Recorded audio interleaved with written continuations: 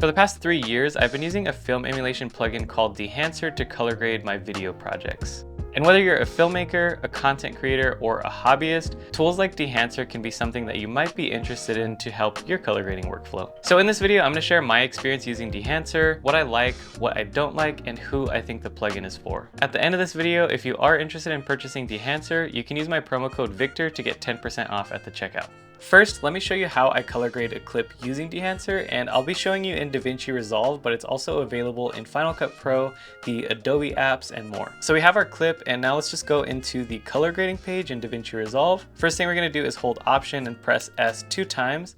This is going to create a total of 3 nodes. And in DaVinci Resolve, nodes are essentially like layers for color grading. Next, in the top right, we're just going to click the Effects tab, and we're going to scroll all the way down. We're just going to click and drag Dehancer Pro to that 3rd node. And for input, we're going to click Source, and we're going to click Choose Camera. And there's a bunch of different camera brands and models to choose from, so you just select yours. I shot it on my Sony FX3, and I shot it in S-Log3 S-Gamut 3.cine. But next, we're going to scroll down to Film, and there's over 60 different film stocks to choose from. But for this clip, let's just go with Kodak Portra 800. Gives me a pretty good starting point. Then let's scroll down to Film Developer, and we're just going to enable this. And for color boost, I'm going to drag this slider a little bit to the right to add just a bit more color into my clip. And real quick, Film Developer, Film Compression, and Film Print, they are only available in Dehancer Pro, which is the full feature-packed version of Dehancer. And I'll talk more about that later, but let me just walk you through the rest. Next, we're going to go to Film Compression, and we're going to enable this. What this is going to do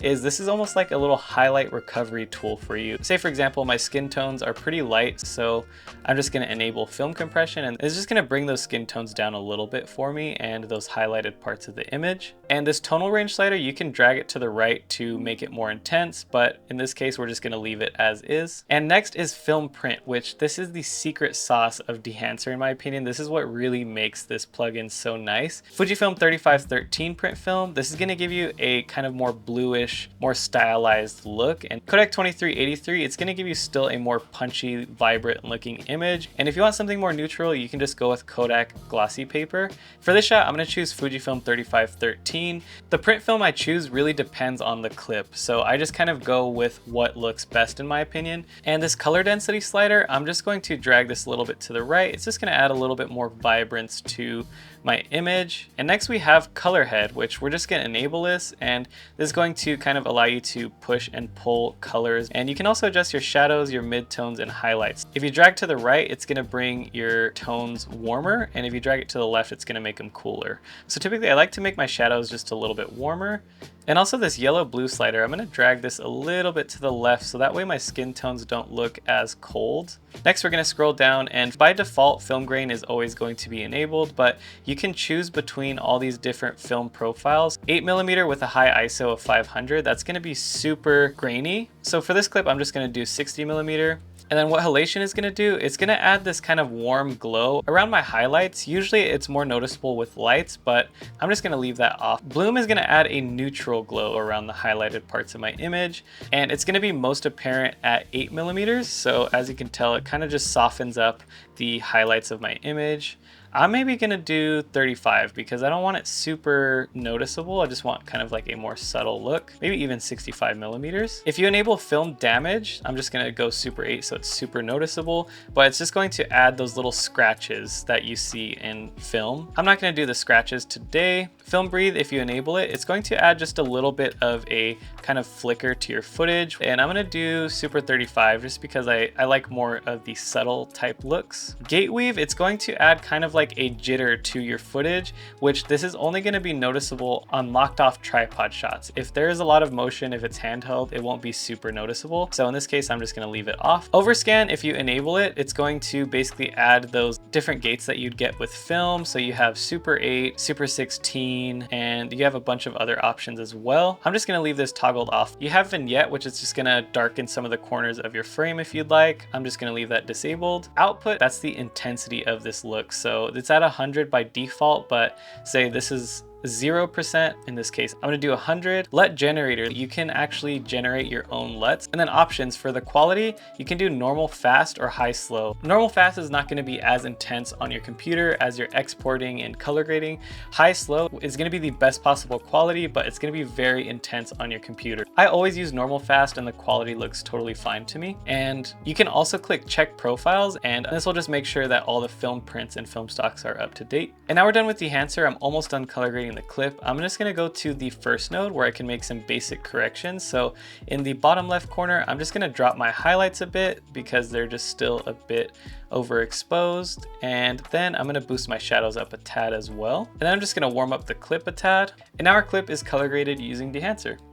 Now we're gonna jump into the Dehancer website and go over the prices. So on the top left, we're just gonna click products, and Dehancer Pro and Dehancer Lite are probably gonna be the two that you're considering picking up. And I would specifically recommend Dehancer Pro over Dehancer Lite because it has the main features that to me really make Dehancer worth it. And I went over it in the demonstration, but film print like the Fujifilm 3513 that I used is only available in Pro. Film Developer, which is what allowed me to do the color boost, that's only available in Pro, and film compression, which is that little highlight recovery tool that I went over. So now let's go to pricing, and they have 3 different options for pricing. So the monthly, yearly, and lifetime subscription. Now with my promo code Victor at the checkout, the monthly subscription is going to cost $51.10. The yearly will cost $269.10, and then the lifetime will cost $494.10. And with the monthly and the yearly subscription, you get 3 seats and you get access to use it on all of your softwares: DaVinci Resolve, Final Cut Pro, Adobe After Effects, Premiere Pro, all the photo editing softwares, the Dehancer app, and Dehancer Online. So maybe if you do have a team of people and you do work in a bunch of different softwares, then the monthly and the yearly could be options you might want to look at. But maybe if it's just you, I would just recommend purchasing the lifetime option. You get free updates and you get 2 seats. So if you have a desktop and a laptop, you can have Dehancer running on both of those devices. It's going to be the most expensive up front, but it's a lifetime subscription, so this will be the cheapest in the long run. So what I like about Dehancer is the amount of different options and customizability when it comes to all the different film stocks and film prints that it offers. With every clip I've color graded using Dehancer, I've always been able to experiment and combine different film prints and film profiles to get the best look for that shot. So it's really nice knowing that if one combination of film prints and film stocks doesn't work, I can always just try and combine a bunch of different other options, and I know I'm gonna get a look that I really like. And while I understand the basics of color grading, I'm not a professional colorist, but what I like with Dehancer is that you don't necessarily need to be, because Dehancer is more of a plug and play type of experience where you just go down the list and select the settings that you like to get the colors that you want. And if you want a more in-depth tutorial, you can just click the video in the top right corner and that will break down everything you need to know. Another thing I love about Dehancer is that it supports a variety of different camera brands and camera models, and they're always adding new cameras and updating the film profiles to keep up with all of the new camera releases. And this has allowed me to use Dehancer on my Sony FX3 footage, my DJI Osmo Pocket 3 footage, Blackmagic Pocket Cinema cameras, and even my iPhone footage. And you can check on the Dehancer website under the Films and Profiles tabs to make sure that they support your camera model. And that's the main reason I've continued to use Dehancer throughout the years, is just because it supports so many different camera brands and models. So no matter which camera I'm using, I know I can get a similar look that I like. And I use Dehancer to color grade about 80% of the videos that I currently make. So I'm definitely getting a ton of use out of it.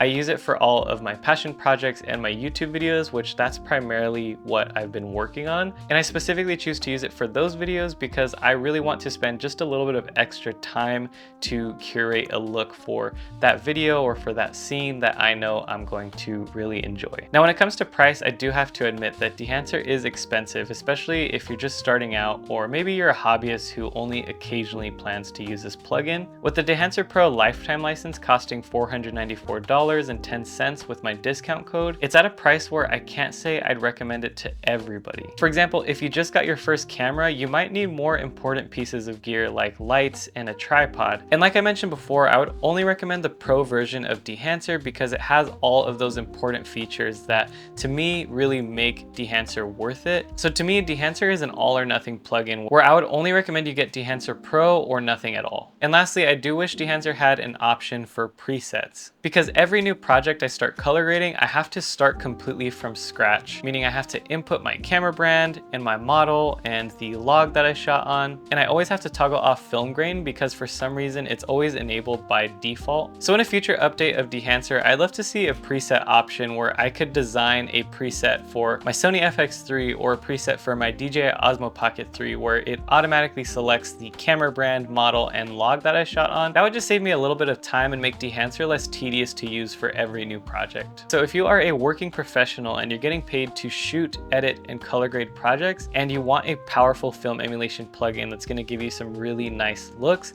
then I definitely recommend you pick up Dehancer, specifically Dehancer Pro, and Dehancer will pay for itself in the long run. Or maybe you're a hobbyist and you love making videos or short films, and you have a bit of extra funds to invest into Dehancer for your passion projects. Now, if you're someone who's just starting out, maybe you picked up your first camera and you're doing some free gigs just to get some experience and figure out what type of videos you want to make, then I would maybe just wait on Dehancer a little bit until you start picking up some paid gigs. So that's my overall thoughts on Dehancer, and it's a great plugin that I'm going to continue to use for my work as well. So if you do have any questions about it, feel free to let me know in the comments down below. And I just want to say a huge thank you for watching. I'll see you in the next one. Peace.